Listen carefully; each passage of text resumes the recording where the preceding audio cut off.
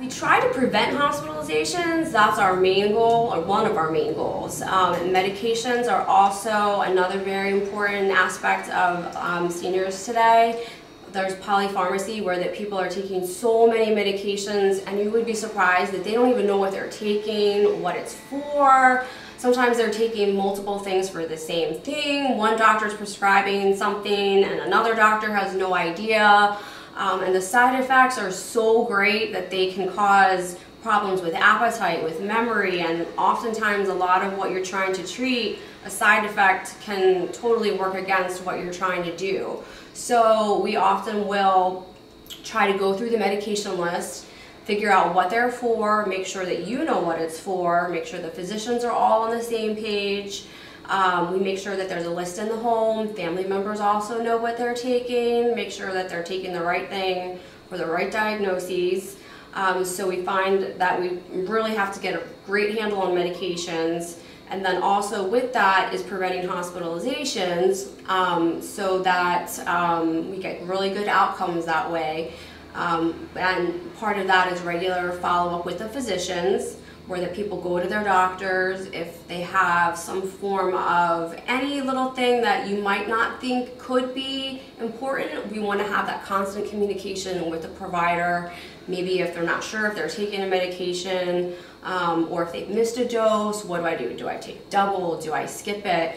Do I even have to tell my doctor that? So we want to interact with the physician, let them know what's going on, get that communication in with the physician, get them in with the appointment, see if we need to make some adjustments to the plan of care, so that something that could be, that's very minor, we can go ahead and fix, so that it doesn't become that somebody forgot to take their medication to prevent edema, which is fluid buildup. If we can get ahead of that, that can prevent them being in the hospital for fluid overload, which is a really big deal these days for some of our clients. So little things like that, little tweaks that we can do. Also preventing pneumonias, things like that. So that's another big piece that we have to do with our clients as well. And the primary care physicians, that's a big push that they're trying to do well. So it's a very collaborative effort, and then also that helps the family members, because then we can help them, because they sometimes don't know the right questions to ask and they're overwhelmed, so we can kind of step in and be that expert to help them navigate the healthcare system. The aging population is something we all need to recognize.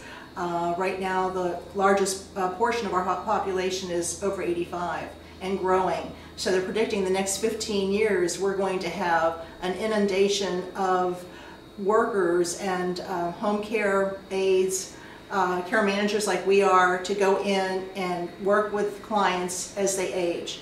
And it's to prevent rehospitalizations and emergency room visits, as Liz is saying. One of the things also is the incidence of dementia in the community, and that's occurring a lot with the elderly community, but we also see it at a younger age. So it's good that we're educated and certified by the Alzheimer's Foundation of America to deal with the behaviors of dementia. So that's an integral part of what we do as well. And a lot of times in doing an RN assessment, we do see with the clients that there's something memory related, there's a problem. We can ask questions about orientation and memory issues that kind of is a baseline to get them to a physician to see if there is a diagnosis of Alzheimer's. And dementia is the symptom of Alzheimer's. So there's a lot of, it's an evolving field. It's one that we feel that we are contributing to, and we want to grow this field through awareness in the community and also awareness in the healthcare community. Because a lot of people in the healthcare community do not know that we're available, but it's becoming more and more so. So one of the things with the video is in the San Diego community is to know that we are available, we do these services, we provide the RN assessment. And that is the first step a lot of times to not only head off problems, but also to see what other treatments and medications they might need.